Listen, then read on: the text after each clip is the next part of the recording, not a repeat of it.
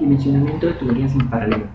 Dimensionamiento de tuberías en paralelo, uso del diagrama de Moody, fórmulas experimentales, fórmula de Darcy-Weisbach.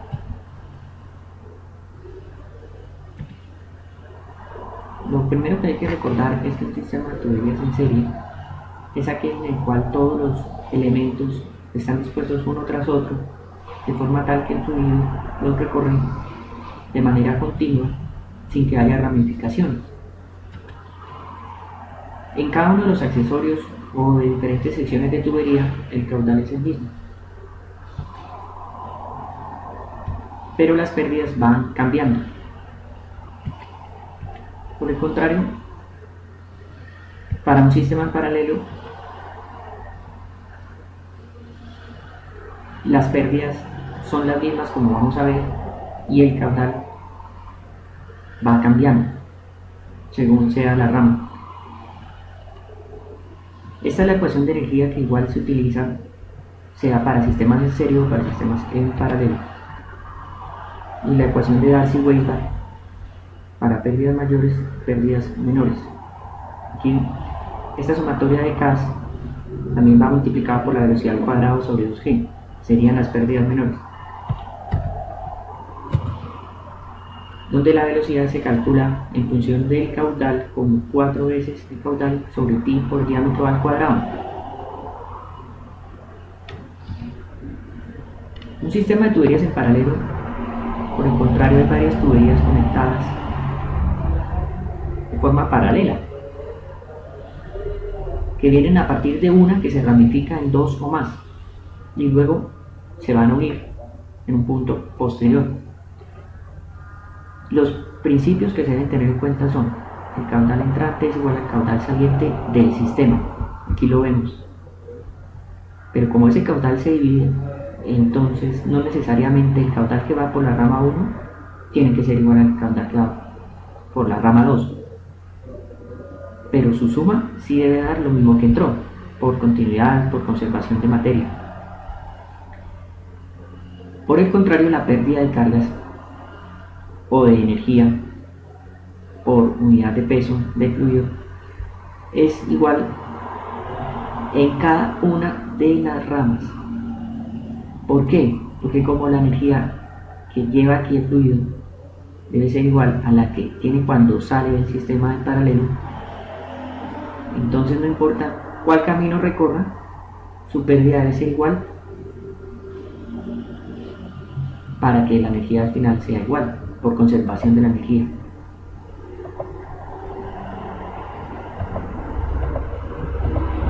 En este sistema que vamos a ver a continuación, una partícula se va a desplazar desde un punto A hasta el punto B, siguiendo cualquiera de las trayectorias disponibles.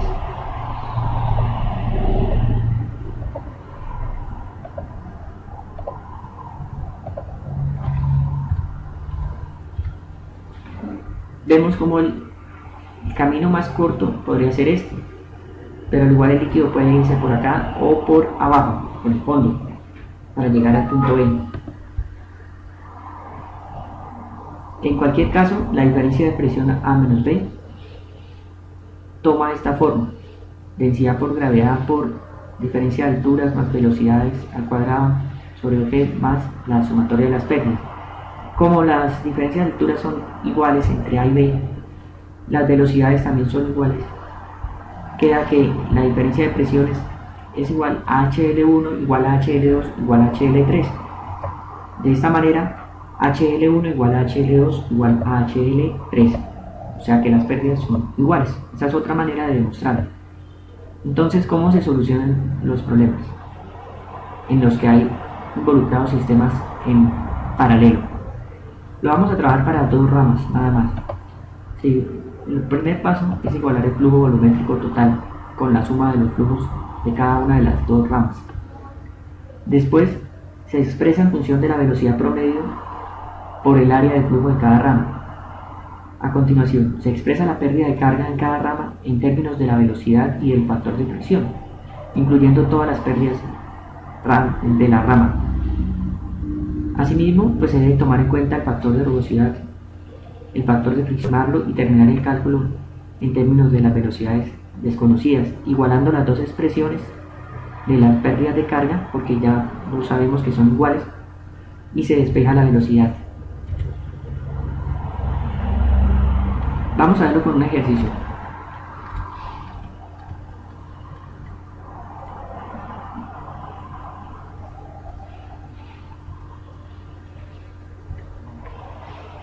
En la figura se muestra un sistema donde la presión en el punto A es 700 kilopascales y en el punto B 550. Cada rama mide 60 metros. Ignore las pérdidas en las intersecciones. Si el sistema conduce aceite de peso específico 8,8 km sobre metro cúbico y su viscosidad es 4,8 por 10 a la menos 6 metros cuadrados sobre segundo, calcule el flujo volumétrico total. Este es el sistema. Por la rama superior, que es de 4 pulgadas, de acero cédula 40, no hay accesorios, porque dicen que no se tomen en cuenta las intersecciones. Lo único serían los codos. Por la rama inferior, circula con 3 pulgadas de diámetro, de acero cédula 40, y hay una válvula que nos dice que el valor del LE sobre D de la longitud equivalente sobre el diámetro es 240. Entonces planteamos la ecuación de energía entre A y B.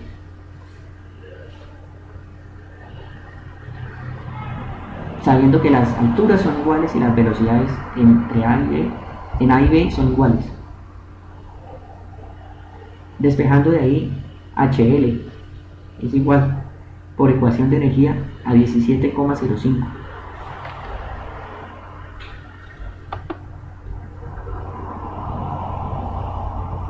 Por la ecuación de pérdidas, entonces, la ecuación de pérdidas se expresa para cada rama, como vemos abajo. Por eso se le coloca FA, su índice, la longitud de la rama 60, el diámetro de la rama, según la tabla, 0,1023 para acero cédula 40, 4 pulgadas. Dice 2 veces el FAT, eso significa 2 veces el FT de la rama A, por 30, que es la longitud equivalente de cada codo estándar, por la velocidad al cuadrado sobre 2G. Se saca factor común, velocidad A al cuadrado sobre 2G. Y resolviendo 60 sobre 0,1023 da 587. 2 por 30 por el FAT, que se saca de tablas y es 0,017, nos da 1,02.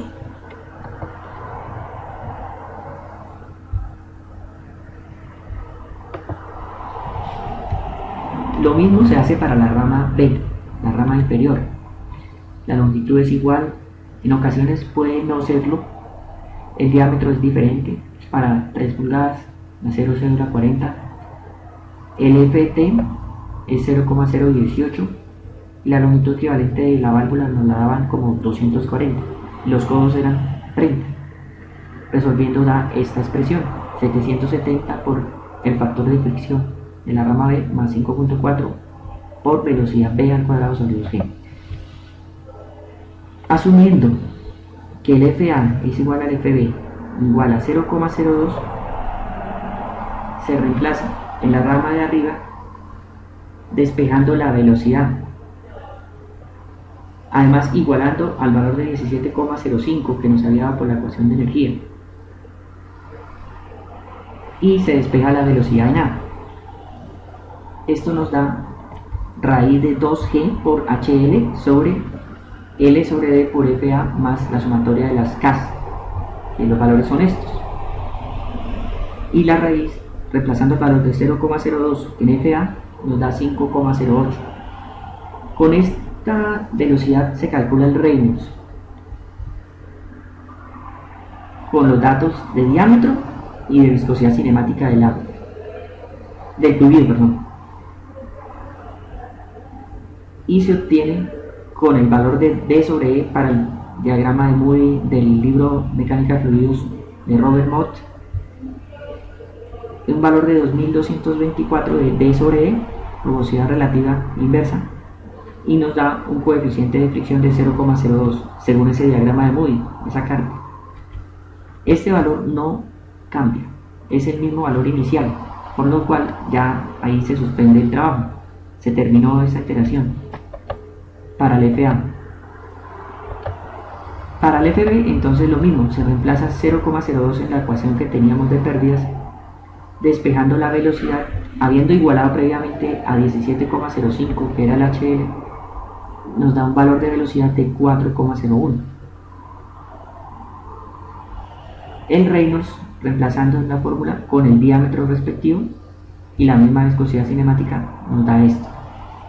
La rugosidad relativa inversa, según el libro de Mott, nos da 1693, y con este Reynolds y esta rugosidad inversa nos da el FB 0,022, que no es el mismo que habíamos supuesto. Entonces, se debería reemplazar. Pues aquí digo que no, pero en realidad, siendo exigente, se debería reemplazar el FB nuevamente con este valor 0,022.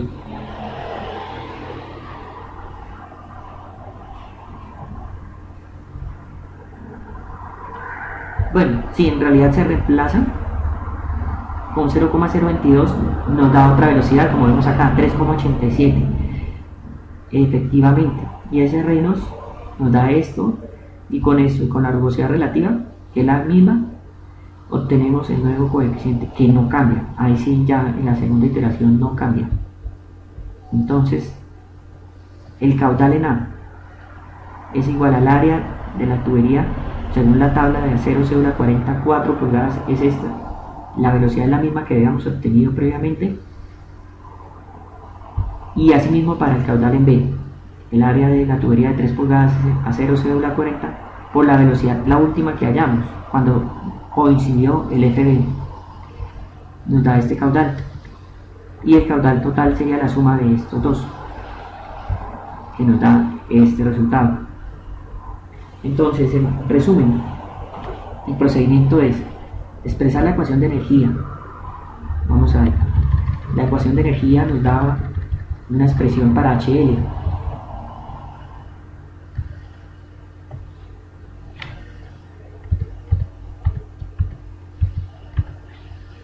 un valor, en realidad porque las velocidades se cancelaban, las alturas también nos daba el valor. Se tomaban las pérdidas en la rama A, asimismo para la rama B, reemplazando los datos conocidos. Después, en cada uno se reemplazaba el valor de 0,02 para el factor de fricción, se despejaba la velocidad habiendo igualado a 17,05, que era el resultado de la ecuación de energía. Se hallaba la velocidad y se calculaba nuevamente el F para ver si el valor nos daba igual que el que habíamos supuesto. Y se hacía así con la rama A y con la rama B. La rama B tocó iterar. Ahí ya en el segundo paso nos dio el mismo factor de fricción. Y cuando coincidan los factores de fricción, se termina el proceso. Muchas gracias.